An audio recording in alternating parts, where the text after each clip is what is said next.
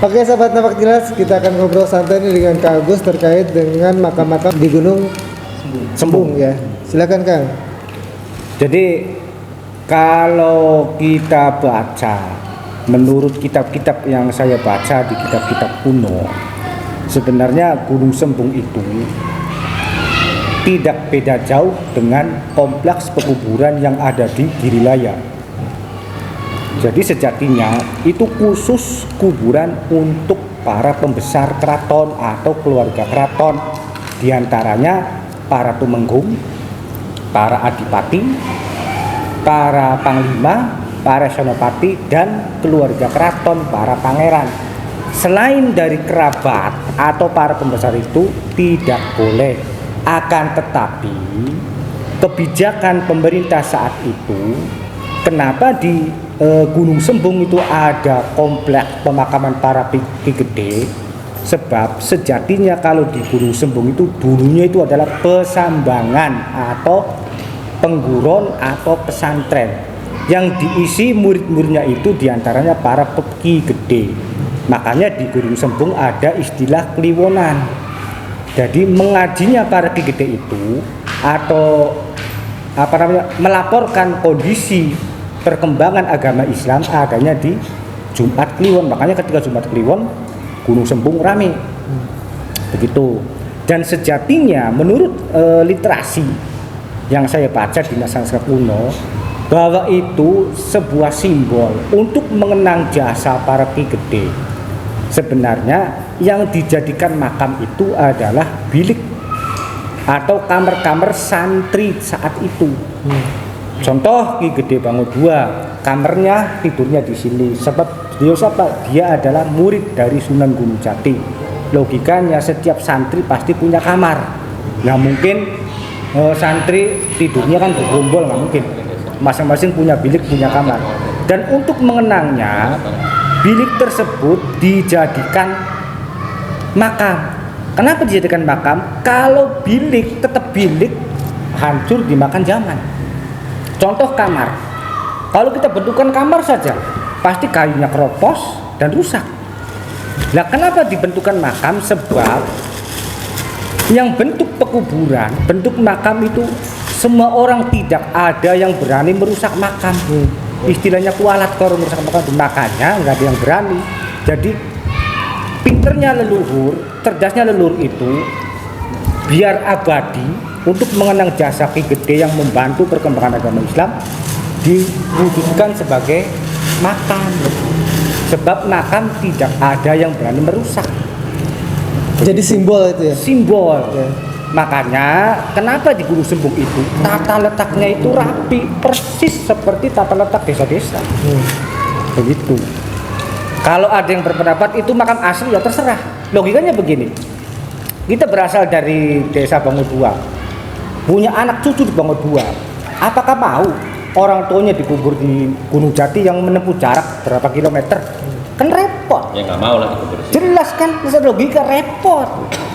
Jadi menyulitkan anak cucu untuk berziarah karena jarak, apalagi saat itu masih ada alas belantara, ada hutan, ada belantara, teknologi belum ada, kendaraan belum ada.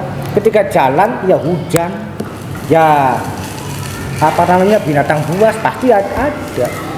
Nah, cerdiknya leluhur itu, jadi tempat yang sekarang dijadikan makam sebenarnya itu adalah bilik atau kamar. Nah, makanya biar bisa dikenang atau biar abadi diwujudkan sebagai makam. Karena zaman sekarang tidak ada yang berani membongkar makam kecuali developer, pengembang perumahan. Nah, seperti itu. Mungkin seperti itu. Dan logikanya kenapa di Bango II itu menurut saya ini asli. Karena beliau punya anak cucu. Apakah ridho anak cucu itu ketika orang tuanya dibawa ke sana? Kan enggak ridho. Begitu. Dan ini tidak ada yang berani. Dan mungkin kecuali saya, karena apa? Saya baca dari naskah kuno. Itu bisa dicek, bukunya ada, tulisannya Jawa kuno. Gitu. Jadi valid ya data yang disampaikan Mas Agus itu valid ya? Ya katakanlah 70% valid lah. Gitu. Kalau 100% sih kayaknya nggak mungkin. Nggak mungkin. Karena yang menulis juga bukan pelaku sejarah. Nah, naskah kuno yang Kang Agus baca itu estimasi tahun berapa, Kang? Ditulis zaman Mataram, berarti tahun 1600.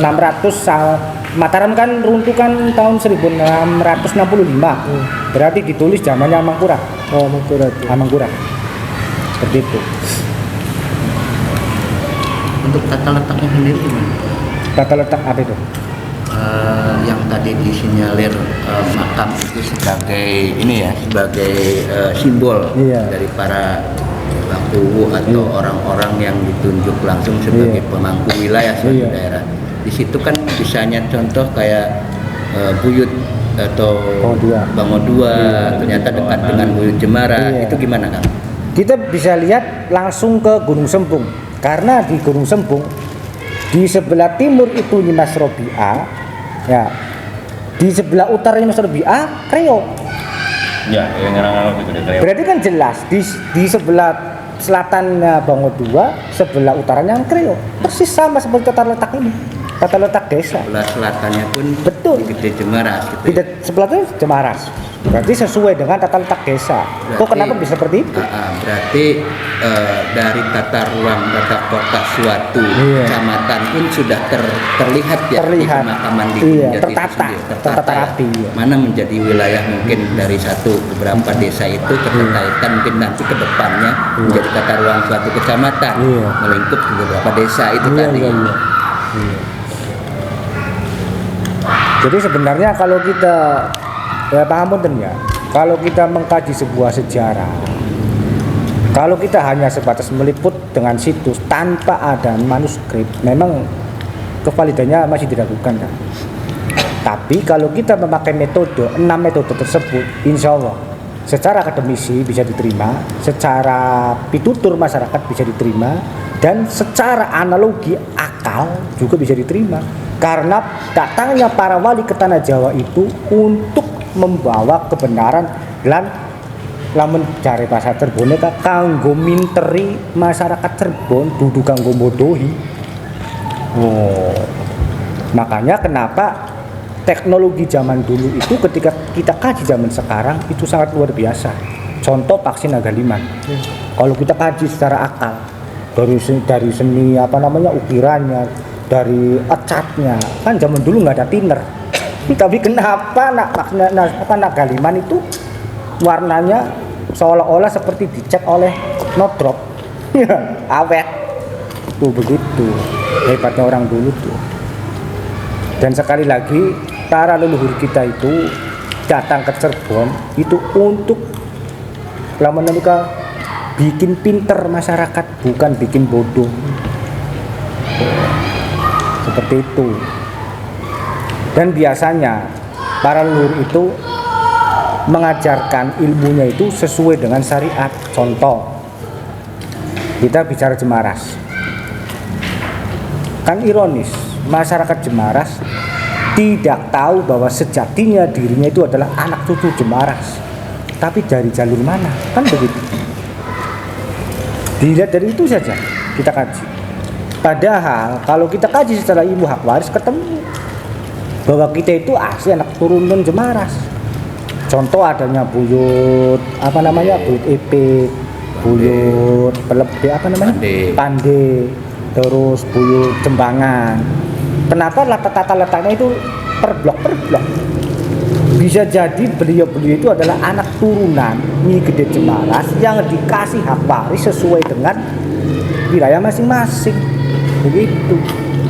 Sebenarnya ini juga kalau kita kaji di Bango II saja, orang kan bingung. Sebenarnya kita ini dari jalur mana? Kita lihat tata letak saja. Buyut apa namanya Pak Kuwu? Kang di mana? Kulu ujung. Jeramba dah. Buyut Jeramba. Kalau kita maknai secara bahasa Bramaseta, Jeramba itu maknanya bening. Berarti kan mungkin siloka bahwa orang itu berhati jernih.